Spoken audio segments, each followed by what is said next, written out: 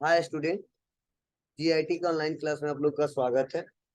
और आज की क्लास में हम लोग सीखने वाले हैं, जानने वाले हैं एमएस एक्सेल के बारे में कि एमएस एक्सेल होता क्या है और इसका प्रयोग कहाँ कहाँ पे किया जाता है। वो आज की क्लासेस में एक एक करके स्टेप बाय स्टेप सीखने वाले हैं, समझने वाले हैं। तो चलिए इसको समझते हैं एक एक करके स्टेप बाय स्टेप। तो देखो, सबसे पहले मैं बता दूं, जो एमएस एक्सेल है, एमएस एक्सेल है या एमएस ऑफिस का एक हिस्सा है। इसमें किसी को कोई डाउट नहीं होना चाहिए। एमएस एक्सेल जो है वो किसका हिस्सा है? MS office. जी, जैसे हमने आपको पढ़ाया इसमें क्या, एमएस वर्ड पढ़े हो ना आप लोग। तो एमएस वर्ड जब आप लोग पढ़े थे तो आप बताइए, एमएस वर्ड के सहारे मैंने क्या बताया था, आप क्या क्या कर लोगे? जी, मैंने बताया था कोई डॉक्यूमेंट्स क्रिएट किया जा सकता है, कोई बुक तैयार कर सकते हैं, ठीक है, यस, या कोई लेटर टाइप कर सकते हैं, या कोई पेपर तैयार कर सकते, मतलब लिखने से संबंधित मैक्सिमम कार्य इससे किए जा सकते थे। और सभी कार्य जो करते थे किस पे करते थे? पेज पे। क्लियर है ना? वैसे जो हमारा एमएस एक्सेल है वह एक स्प्रेडशीट प्रोग्राम है। कौन सा? स्प्रेडशीट प्रोग्राम है, स्प्रेडशीट सॉफ्टवेयर है। और स्प्रेडशीट प्रोग्राम और सॉफ्टवेयर का मतलब, इस पे जो भी काम करेंगे वो हम लोग सीट पे करेंगे। किस पे करेंगे? सीट पे। तो जो ऐसा बना रहेगा इसी को बोलेंगे ये सीट है। और इसी बहुत सारे सीटों को बोलेंगे ये हमारा स्प्रेडशीट है। मतलब स्प्रेडशीट प्रोग्राम इसीलिए रखा गया है क्योंकि एमएस एक्सेल में जो भी कार्य करते हैं वो सारा एक सीट पे काम करते हैं, और इन्हीं सभी सीटों को बोलते हैं स्प्रेडशीट। ठीक है। और जाहिर सी बात है, जो स्प्रेडशीट होता है उसमें क्या क्या होता है तो आप लोग जानते हो कि उसमें कोई भी सीट होता है, ठीक है, टेबल होता है, इसमें हमारे क्या होते हैं? रो और कॉलम। तो यह जो हमारा दिख रहा है इसे क्या बोलेंगे? कॉलम। और इसे क्या बोलेंगे? रो। जैसे column A, column B, column C, column D, column E, row 1 2 3। ये हमारा रो है और ये हमारा कॉलम है। और जो बीच में इसे क्या बोलेंगे? सेल बोलेंगे, हमने पढ़ाया था आपको। क्लियर है? अब देखो, अब ये स्प्रेडशीट जो प्रोग्राम है इसका यूज क्या है? तो इसका इस्तेमाल सबसे ज्यादा हम लोग कैलकुलेशन के लिए करते हैं। किसके लिए? जी, कैलकुलेशन के लिए, कुछ भी कैलकुलेट करने के लिए करते हैं सबसे ज्यादा। अगर हमको कुछ भी कैलकुलेशन करने हो, जैसे मान लो ज्यादा डाटा हमारा है, डाटा बहुत ज्यादा है, सपोज कितने लोग का है, 100 150 2000 लोगों का डाटा है, और उसको हमको क्या करना है? कैलकुलेट करना है। तो अगर कैलकुलेट करना है तो क्या करना पड़ेगा? उसके लिए उस डाटा को हमको पहले बनाना पड़ेगा। और एक किसी पर्सन का अगर हम निकाल देंगे ना, बस ड्रैग एंड ड्रॉप कर देंगे, एक का निकाले और 100 लोग का है, 99 लोग का अपने आप निकल के चला है। मतलब इसमें लार्ज से लार्ज डाटा क्या किया जा सकता है? स्टोर किया जा सकता है।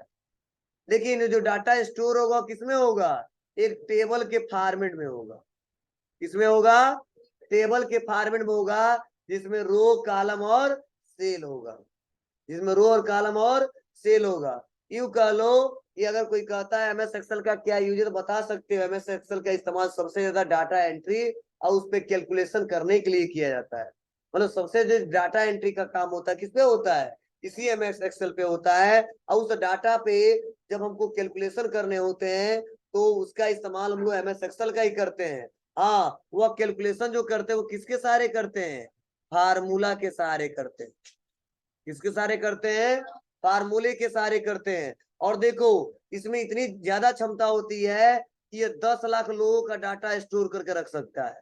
क्या? केवल एक सीट पे, अब समझ जाओ, एक सीट पे 10 लाख लोगों का डाटा रख सकता है, और लगभग 16,384 हेडिंग बना सकते हो उसमें। बताओ कितना हेडिंग तो बनता ही नहीं है, तो 4-10 बनाएंगे, मतलब अगर हेडिंग बनाएंगे तो 16,000 हेडिंग बनाया जा सकता है, और हाँ एक ही सीट पे, और 10 लाख लोगों का डाटा स्टोर किया जा सकता है। और इसीलिए पूरी दुनिया में सबसे ज्यादा डाटा एंट्री का जो इस्तेमाल होता है, जिस सॉफ्टवेयर का प्रयोग होता है, जिसपे कैलकुलेशन किया जाता है, वह MS एक्सेल पे ही किया जाता है। तो कितना हो पढ़े हो कंप्यूटर, अगर आपको एक्सेल का नॉलेज नहीं है तो जल्दी आप कहीं काम नहीं कर पाओगे, और जल्दी आपको कोई जॉब पे रखेगा नहीं। क्योंकि टैली पढ़ लिए, बीजी पढ़ लिए, कोई भी सॉफ्टवेयर आता है, अगर कहीं पे काम करते हैं तो वहां पे एक्सेल की रिक्वायरमेंट आता ही आता है। क्योंकि एक्सेल में जितने सिस्टमेटिक तरीके से डाटा को हम एडजस्टमेंट कर लेंगे, टाइप कर लेंगे, लिख लेंगे, रिपोर्ट बना लेंगे, किसी सॉफ्टवेयर में नहीं बना सकते हैं। 2-4 लोग का बनाना तो बना सकते हैं, लेकिन 100, 150, 2,000, 10,000 लोगों का डाटा एक साथ बनाना है और वहां पे कैलकुलेशन करने हैं, तभी तक कोई सॉफ्टवेयर नहीं बना है कि जो MS एक्सेल से बेटर तरीके से काम करे। हाँ, जो ऑफिस वर्जन है, जैसे मैंने ऑफिस वर्जन बताया था ना, MS office, lotus office, star office, Libre office, मतलब जो ऑफिस से रिलेटेड सॉफ्टवेयर है, तो वैसे इसमें MS एक्सेल नाम दिया गया है, वहां पे दिया है क्या, लिब्रे ऑफिस का कैल्क नाम दिया गया है, किसी दूसरे सॉफ्टवेयर को अलग नाम दिया गया है, लेकिन काम करने के तरीके और जो इंटरफेस दिखाई देगा सेम MS एक्सेल के जैसा ही दिखाई देगा। उसमें भी फार्मूले इस्तेमाल किए जाएंगे और इसमें भी फार्मूले इस्तेमाल किए जाएंगे, मतलब बिना फार्मूले का कोई कैलकुलेशन इसमें होने वाला नहीं है। तो अगर कोई एक शब्द में पूछता है कि MS एक्सेल किसे कहते हैं, तो बता सकते हैं कि MS एक्सेल एक स्प्रेडशीट प्रोग्राम है, एक स्प्रेडशीट सॉफ्टवेयर है, जिसका उपयोग करके हम डाटा एंट्री उस पर कैलकुलेशन कर सकते हैं, और इसका इस्तेमाल सबसे ज्यादा व्यवसायिक कामों में किया जाता है। लेकिन जो भी काम करते हैं, जो डाटा स्टोर होता है, किसमें स्टोर होता है, वो टेबल के फॉर्मेट में स्टोर होता है, और टेबल के फॉर्मेट मतलब क्या, रो और कॉलम में सेल होते हैं, तो बहुत सारे कॉलम और रो से मिलकर बना होता है सेल, और उसी सेल में डाटा एंटर करते हैं और हम उसको रिकॉर्ड करते हैं। क्लियर है? चलिए और भी कुछ जानते हैं, समझते हैं अब कैसे इसको ओपन करेंगे, किसको रो बोलेंगे, किसको कॉलम बोलेंगे। इसमें कुछ नए नए ऑप्शन आएंगे, नए नए पॉइंट्स आएंगे, जिसको हम एक एक करके डिस्कस करेंगे, समझेंगे और जानेंगे। तो देखो मैंने यही पॉइंट आपको लिखवाया है यहाँ पे, क्या लिखवाया है, तो चलिए समझते हैं थोड़ा सा और जानते हैं इसके बारे में।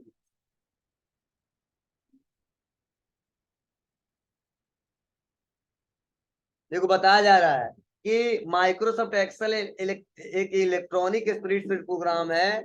इसमें आप अपने डाटा को क्या कर सकते हैं, रो और कॉलम के फॉर्मेट में स्टोर कर सकते हैं, यानी टेबल के फॉर्मेट में। और इसके अलावा आप अपने डाटा में formula, graph, pivot table, chart, table format अन्य विशेषताओं का प्रयोग भी कर सकते हैं। फिर से देखो बताया जा रहा है कि MS एक्सेल को स्प्रेडशीट एप्लीकेशन भी कहा जाता है, और ज्यादातर इसका उपयोग व्यावसायिक रूप में किया जाता है, और इसका प्रयोग आप माइक्रोसॉफ्ट विंडो और मैक ओएस ऑपरेटिंग सिस्टम में भी कर सकते हैं, मतलब दोनों में, मतलब माइक्रोसॉफ्ट विंडो में भी किया जा सकता है और मैक ओएस ऑपरेटिंग सिस्टम में भी किया जा सकता है, लेकिन हम लोग किसका इस्तेमाल करते हैं, माइक्रोसॉफ्ट विंडो का। चलिए अब मैंने रो और कॉलम बताया है, जो किसके बारे में बताया जा रहा है, रो किसे कहते हैं, बोला गया MS एक्सेल में आप देख रहे होंगे हॉरिजॉन्टल लाइन 36 रेखाएं होती हैं, उसे रो कहा जाता है। इसमें रो को नंबर में दिखाया जाता है 1 2 3 4 5। और उसके बाद से देखो नेक्स्ट अगला बताया जा रहा है कॉलम। MS एक्सेल में जो वर्टिकल लाइन खड़ी रेखाएं होती है उसे क्या कहा जाता है, कॉलम कहा जाता है। इस कॉलम को इंग्लिश अल्फाबेट में दिखाया जाता है। और सेल आपको पता ही है कि कॉलम और रो के कटान बिंदु से बनता है, तो सेल के बारे में बताया जा रहा है कि जब रो और कॉलम इंटरेक्ट करते हैं तो सेल बनती है। और जैसे कि आप नीचे इमेज में देख रहे हैं, मतलब नहीं है इमेज, हमने डिलीट कर दिया है, देखिए आप लोग जानते हो, देखते भी हो। चलो यह पॉइंट लिखवाना नहीं था, इसलिए मैंने छुड़वा दिया है, नीचे वाला लिख लो आप लोग, जरूरी है।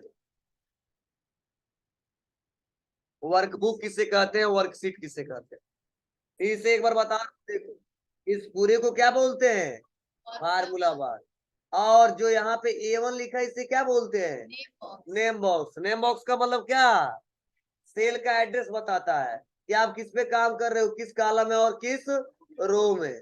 क्लियर है ना? और रो कॉलम किसे कहते हैं मैं पढ़ाया हूं आपको। ये जो ए बी सी जो दिख रहा है वो क्या है, कॉलम है। और 1 2 3 जो दिख रहा है वो क्या है, मतलब हॉरिजेंटल जो दिख रहा है वो क्या बोलते हैं इसको, रो। और वर्टिकल जो दिखता है मतलब मैनुअल तरीके से ऐसे दिखाई दे रहा है। क्लियर है। तो चलिए, तो आप लोग ज्यादा परेशान नहीं होता होना है, और आप लोग ऐसे देख लीजिएगा ए बी सी डी ये समझ लीजिएगा। अब चलो, अब यह मैंने एक एक करके पॉइंट टू पॉइंट बताया। एफएक्स एक लाइब्रेरी है फार्मूले का, इसे नाम दिया गया इंसर्ट फंक्शन, मतलब एमएस एक्सेल में सारे फार्मूले इसी से आएंगे। और उसके बाद से फार्मूला बार, जिस सेल में जो काम करेंगे वो यहाँ पे शो होगा, चाहे कोई फार्मूला लगाए, चाहे कोई टेक्स्ट लिखे, चाहे कोई नंबर लिखे। क्लियर है। अब उसके बाद से नीचे आते हैं तो देखो यहाँ पे सीट दिया है, और इसी सीट को बोलते हैं वर्कशीट। और इसमें देखो बहुत सारे सीट हैं, और आप लोग मैक्सिमम 255 सीट ओपन कर सकते हो। कितना सीट, 255। मतलब सीट 1, सीट 2, 3, 4, 5, 6, 7, 8, मतलब आप सीट बढ़ा बढ़ा सकते हो जैसा जैसा रिक्वायरमेंट होगा। मतलब क्यों सीट दिया है, तो जैसा जैसा हमारा काम रहेगा वैसा वैसा सीट बनाएंगे। मतलब यहाँ पे हमको कोई दूसरा काम करना है तो इस सीट पे काम करेंगे, इसमें दूसरा काम करना है तो इस सीट पे काम करेंगे, इस पे तीसरा काम करना है तो इस सीट पे काम करेंगे। अब दूसरा तीसरा का क्या मतलब है, मान लो हमको यहाँ पे मार्कशीट बनाना है तो लिख देंगे मार्कशीट। यहाँ पे हमको सैलरी शीट बनाना है तो लिख देंगे सैलरी शीट। यहाँ पे कस्टमर का लिस्ट बनाना लिख देंगे कस्टमर लिस्ट। यहाँ पे पेंडिंग रिकॉर्ड बनाना लिख देंगे पेंडिंग रिकॉर्ड। समझे ना। तो जैसा डाटा रहेगा वैसे सीट का हम लोग इस्तेमाल करेंगे। अब देखो सीट 1 सीट 2 3 दिया है, हम चाहेंगे तो रीनेम भी कर सकते हैं, और रीनेम करके बता सकते हैं इसमें हम क्या बनाए हैं और क्या बनाने जा रहे हैं। ठीक है, जिससे कल क्लास में आएंगे और इसको ओपन करेंगे तो हमको ये पता चलेगा इस पे क्या बनाया और इस पे क्या बनाया, इस पे क्या बनाया और इस पे क्या बनाया। क्लियर है ना सबको। ठीक है, मतलब मैक्सिमम 255 तक ला सकते हैं, इससे ज्यादा नहीं लाया जा सकता है। लाया जा सकता है लेकिन उस मेमोरी में स्टोर नहीं हो सकता है। तो मैक्सिमम 200 सीटों पे हम लोग काम कर सकते हैं, 255 सीटों पे। उससे ज्यादा भी आएगा लेकिन कोई मतलब नहीं रहेगा, डाटा स्टोर नहीं होगा। इसलिए माना जाता है मैक्सिमम जो सीटें अलाउ होते हैं वो कितने होते हैं, 255। क्लियर है। चलो, अब यहाँ पे देखो, मैंने बोला भी अभी, कॉलम की जो संख्या होती है और जो रो की संख्या होती है मैंने अभी बताया है। मैंने बताया ना 10 लाख से ज्यादा लोगों का डाटा बना सकते हो। तो देखो जो इसमें रो की संख्या होती है ना, वो 10,48,576 रो होता है। इतना ला सकते हो आप लोग। ठीक है, तो मैं क्या करूंगा दिखा रहा हूं पहले आपको। इसके लिए देखो फर्स्ट वाले रो में हूं ना, अब कंट्रोल के साथ जैसे मैं डाउन एरो दबाऊंगा तो देखिए यहाँ पे आ गया।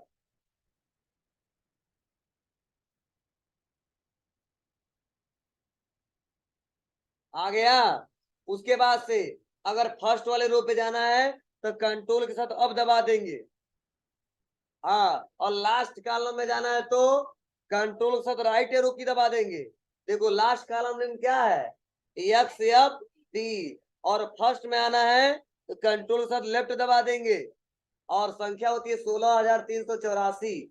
16,384। चलिए इसको नोट करें, पहले मैं बता रहा हूं। तो अगर कोई पूछे रो, टोटल रो,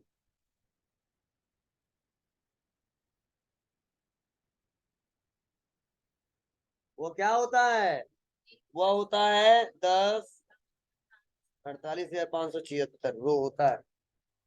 10,48 कॉलम, लास्ट कॉलम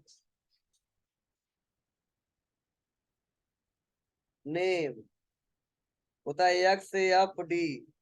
और जो संख्या होती है वो होता है 16,384, 16,384।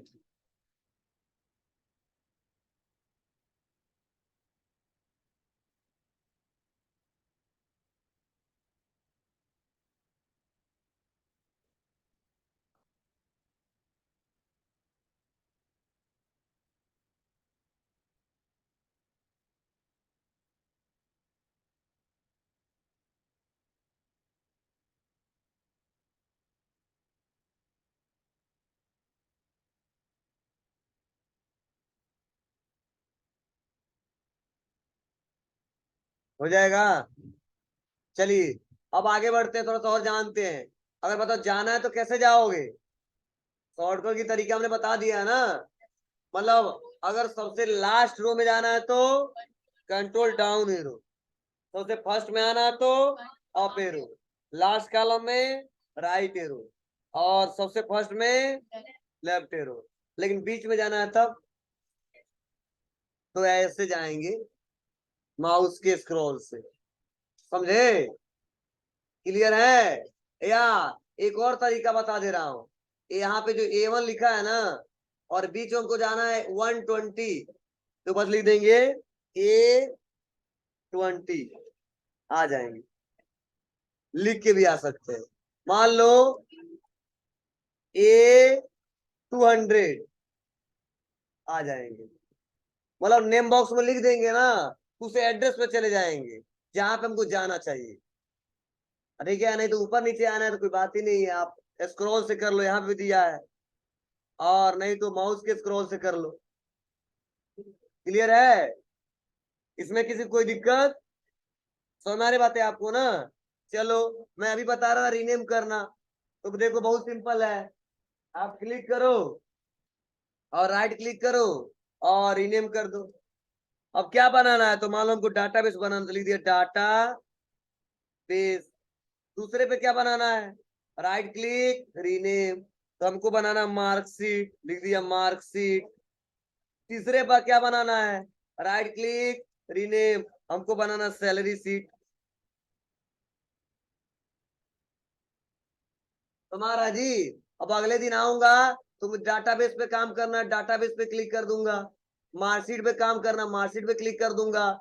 सैलरी सीट पे काम करना, सैलरी सीट पे आ जाऊंगा। क्लियर है सबको? इसमें किसी को दिक्कत नहीं है ना? और भी बहुत सारे पॉइंट है जो मैं अगले क्लास में डिस्कस करूंगा, कुछ पढ़ाऊंगा बनाऊंगा तो। हाँ, एफएक्स मतलब होता है इंसर्ट फंक्शन, और इसमें जितने फार्मूले हो तो उसका लाइब्रेरी है। हर एक फार्मूले सर्च किए जा सकते हैं। आपको सर कैसे किए जा सकते हैं? तो बस आप क्लिक करो, और मान लो हमको इफ फंक्शन इस्तेमाल करना है, या काउंट फंक्शन इस्तेमाल करना है, या अदर कोई फंक्शन इस्तेमाल करना है, तो लिख देंगे मान लो वी लुकअप, वी लुकअप गो, आगे वी लुकअप ओके, फार्मूला है। और यहाँ पे देखो पूछा ना lookup value, table array, column index number, range lookup, क्या क्या होता है आगे पढ़ाऊंगा तो समझाऊंगा। ठीक है? बस इतना समझिए, ये फार्मूले के लाइब्रेरी है, सारे फार्मूले यहीं से लगते हैं। तो ये फार्मूला यहाँ से भी लगा सकते हो, यहाँ पे क्लिक करके। नहीं तो यहाँ से अगर दिक्कत हो रही है तो बस आप कर दो इक्वल यहीं पे, और लिख दो वी लुकअप, अपने आप आ जाएगा। समझे? इसीलिए हम यहाँ से कम बताएंगे, यहाँ से ज्यादा बताएंगे। तो देखो वही आ रहा था ना, lookup value, table array, column index number और रेंज, तो जो ऑप्शन वहां से आ रहा है तो वही ऑप्शन यहाँ पे आएगा। तो थोड़ा सा यूजली फ्रेंडली रहता है, सो बेटर तरीके से हम लोग काम कर लेते हैं। हो जाएगा। और अब कुछ तो बताना नहीं है, क्योंकि आप लोग पहले से जानते हो इस किसको किसको क्या कहते हैं। जो नया था वही बता दिया। इस पूरे को फार्मूला बार, name box, insert function, formula बार, ये हमारा सेल है, ये कॉलम है, ये रो है, और ये हमारा वर्कशीट है, और पूरे को बोलते हैं वर्कबुक। क्लियर है? चलिए कल से काम करना इस पे सीखेंगे हम लोग।